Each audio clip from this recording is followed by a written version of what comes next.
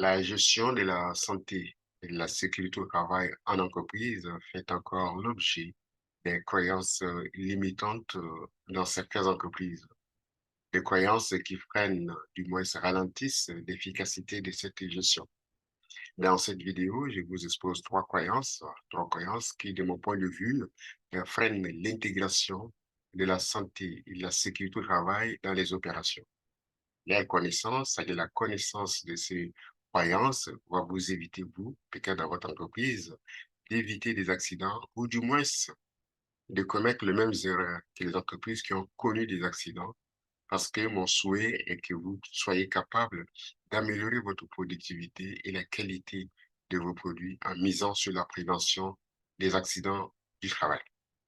Donc, à la fin de cette vidéo, vous serez capable d'identifier, du moins de décrire ces croyances dans votre entreprise, sur vos lieux de travail, pour vous aider à développer un système de gestion efficace. Donc, à favoriser une gestion euh, optimale de la santé et de la sécurité au travail. Je suis Fidèle Ndjoulou, consultant et formateur agréé chez Fidelis Conseil. Fidelis Conseil est un cabinet spécialisé en prévention durable des accidents du travail. Fidelis Conseil offre trois services aux entreprises. On pose des diagnostics pour dresser le portrait de la prise en charge de la santé et sécurité au travail. À la lumière de conclusions, nous pouvons offrir des formations sur mesure ou, ou et parfois un accompagnement également personnalisé aux dirigeants ou au comité santé et sécurité. Donc aujourd'hui, je tiens particulièrement à évoquer la fameuse question des croyances limitantes parce qu'elles empêchent la productivité. Elles ralentissent la production de votre entreprise. Alors, quelles sont-elles? Elles sont nombreuses. Mais ici, donc dans le cadre de cette présentation, je vais vous évoquer trois croyances limitantes qui peut-être de mon point de vue, vous le connaissez déjà, mais peut-être vous ne rendrez pas compte également. Donc la première croyance qui est monnaie courante et généralement soulevée, c'est de croire que la gestion de la santé et de la sécurité au travail incombe seulement aux dirigeants. Ça veut dire que dans certaines entreprises, les employés pensent, ou quelques employés pensent que c'est aux dirigeants, à l'équipe de direction, aux professionnels de santé et sécurité au travail d'identifier, surtout de corriger les risques. Vous allez constater dans ces entreprises que des employés vont faire une liste des situations à risque et ne s'impliquent pas dans les résolutions.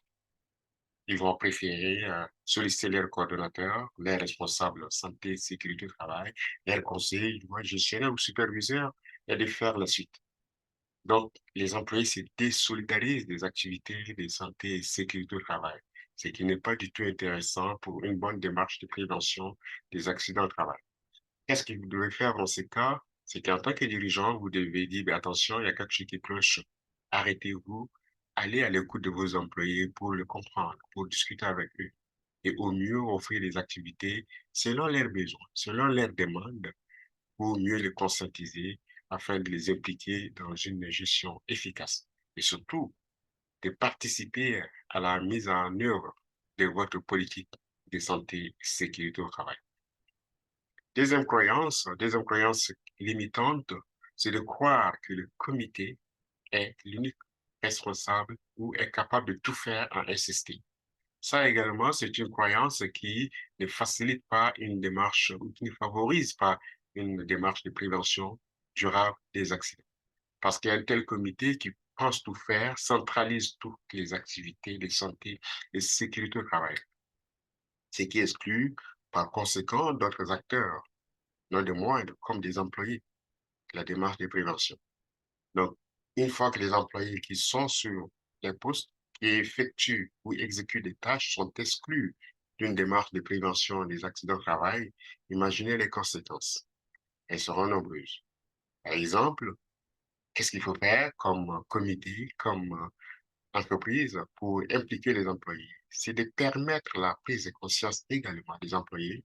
Et comment vous pouvez faire? Ben, si vous effectuez en tant que comité vos inspections périodiques des lieux de travail, vous pouvez associer des employés. Vous pouvez choisir au hasard des employés pour qu'ils vous accompagnent dans cette inspection.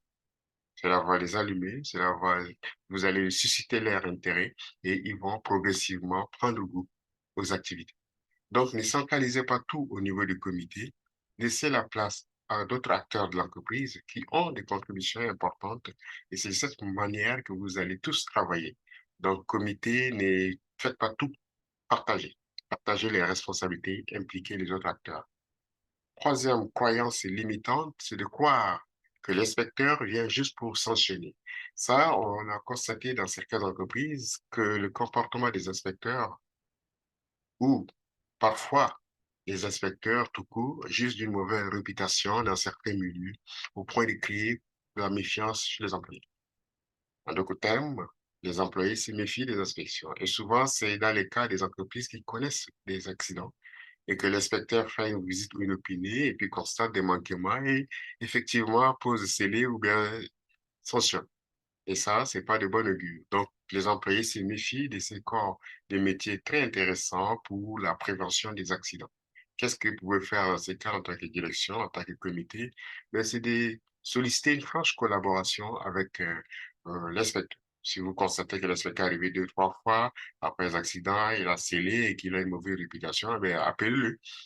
Discuter avec lui dans un autre cadre. Par exemple, solliciter ses conseils, solliciter son assistance sur une problématique que vous avez rencontrée ou encore, pourquoi pas, organiser une conférence, une discussion libre avec les employés. Vous pouvez les solliciter, les inspecteurs pourront vous aider. Donc, dans cette démarche, vous allez créer une forme de collaboration, vous allez vous découvrir dans un autre cadre, des discussions libres, pas dans des cadres de tension après un accident, ce qui va vous permettre de renouer de bons contacts et surtout de mieux collaborer dans les prochains jours. Parce que employés, dirigeants, donc employeurs et inspecteurs, comme je dis souvent, sont condamnés à travailler ensemble. Ils sont comme nos dents et nos langues. Donc la langue et les dents doivent travailler ensemble, ne peuvent que cohabiter. On n'a pas le choix. Donc, vous ne pouvez pas exclure une catégorie de professionnels de votre entreprise parce que c'est leur métier d'intervenir. En résumé, je vous ai présenté trois croyances que je qualifie de limitantes, c'est-à-dire qui freinent la gestion de la santé et sécurité au travail dans les entreprises. Premièrement, c'est de croire que la santé et sécurité au travail incombent seulement aux dirigeants. Deuxième croyance, c'est de croire que le comité santé et sécurité est capable de tout faire en matière de santé et sécurité, bien sûr. Croire que l'inspecteur vient juste pour sanctionner. Je vous invite à cliquer sur j'aime et à partager cette vidéo dans votre réseau pour permettre à d'autres personnes d'être au courant et de prendre des dispositions pour que nous ne perdions pas des gens qui nous sont chers dans nos entreprises. Je vous invite également à télécharger notre guide élaboré pour vous, les 5 étapes pour développer un système de prévention durable des accidents afin de diminuer les accidents, bien sûr, du travail. Merci beaucoup de votre attention et à très bientôt.